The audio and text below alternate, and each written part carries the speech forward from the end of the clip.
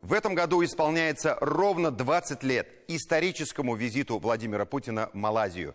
Именно тогда в Куала-Лумпур Владимир Владимирович сделал важное заявление о намерении России вступить в организацию исламской конференции в качестве наблюдателя.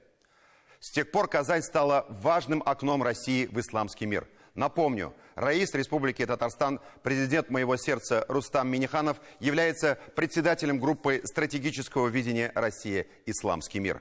18-19 мая 2023 года на площадке Международного выставочного центра «Казань-Экспо» состоится 14-й Международный экономический форум «Россия. Исламский мир. Казань-форум-2023».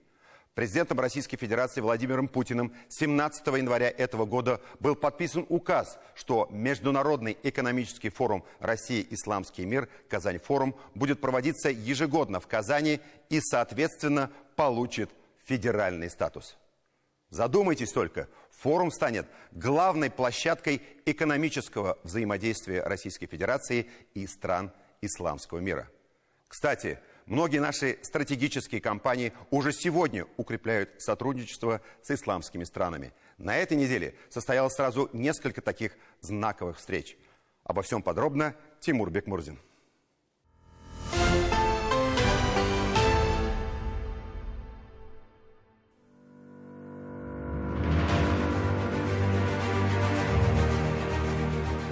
Можно было бы сказать какую-то дежурную фразу про то, что Татарстан в последнее время становится воротами для проникновения исламского и азиатского бизнеса в Россию, но, по-моему, не актуально. Ворота уже мало, уже как-то не солидно.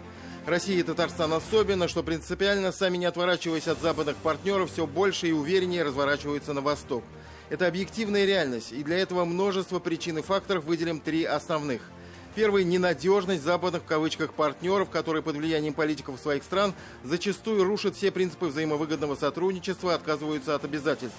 Второй, не менее важный – экономический фактор. Объективно, Восток и Азия сегодня самые перспективные и быстро растущие рынки. Здесь и Китай с его космическими темпами роста и потребностями в энергоресурсах, и мощнейшая Индия, постоянно набирающая Индонезия, Малайзия и Ближний Восток. Третий фактор, можно сказать, отчасти субъективный, зато вполне конкретный. Это Рустам Минниханов, который по поручению Владимира Путина возглавляет группу стратегического видения «Россия. Исламский мир». На этом поприще Рустам Нургалиевич уже добился многого, но перспективы захватывают еще больше.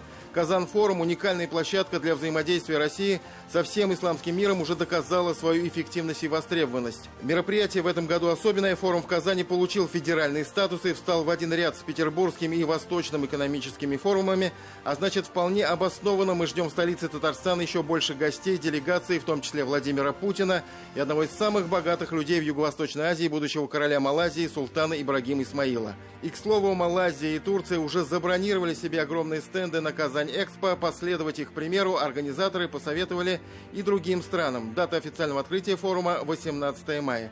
По этому случаю в Москве с участием министра иностранных дел России Сергея Лаврова, а также вице-премьера Марата Хуснуллина, председателя оргкомитета форума, и Рустама Минниханова прошла презентация знакового мероприятия. За последние 3 года товарооборот России с государствами Организации исламского сотрудничества увеличился почти на 30%. Это очень примитивное восприятие форума в Казани как международной халяль-выставки и площадки для обсуждения вопросов в области исламских финансов. Организаторы уже сейчас анонсируют, форум порадует гостей обилием ярких, в том числе культурных и спортивных событий, а деловая программа будет насыщенной как никогда. С особым интересом ждут сессии и конференции по таким направлениям, как судостроение, станкостроение, медицина и, конечно, нефтегазохимия и нефтепереработка. Татарстан и Казань в этом плане площадка наиболее подходящая. У республики и такой компании, как Таиф, есть уникальный опыт в нефтепереработке и в нефтехимии, без всякого привлечения, опыт, который может быть интересен и полезен зарубежным партнерам. Еще один стереотип, что Россия воспринимается на международной арене исключительно как поставщик сырья, прежде всего нефти и газа. Мы давно не только и уже не столько торгуем энергоресурсами, сколько научились их грамотно перерабатывать внутри страны. Группа «Таиф» и один из самых совершенных нефтеперерабатывающих комплексов мира «Таиф-НК» тому наглядное доказательство. Татарстанские технологии и компетенции в нефтепереработке – наш актив и ценнейший интеллектуальный ресурс. Малайзии об этом хорошо знают, поэтому первый визит делегации холдинга «Махарани» в Казань прямиком в штаб-квартиру компании «Таиф». Встреча была организована при содействии торгового дома «Татарстан» и лично его генерального директора Рамиля Мавлютова.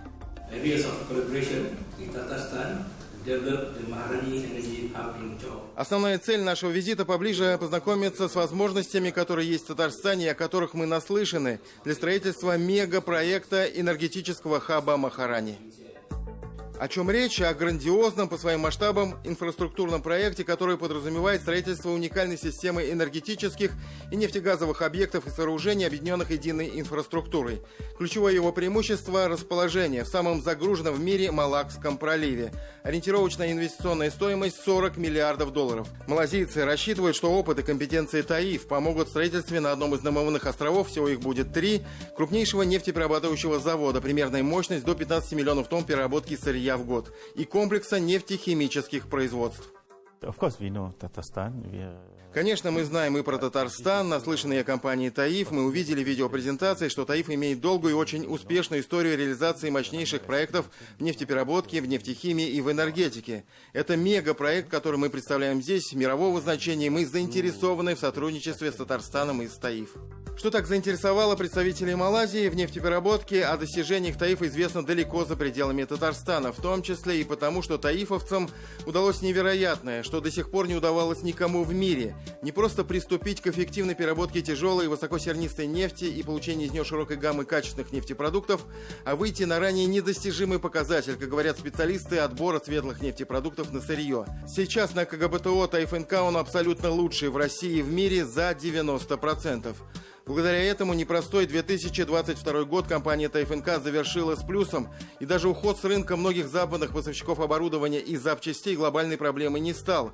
Сработали инструменты импортозамещения, помогли партнеры из дружественных стран. Мы заменили все импортные присадки, реагенты, практически все катализаторы.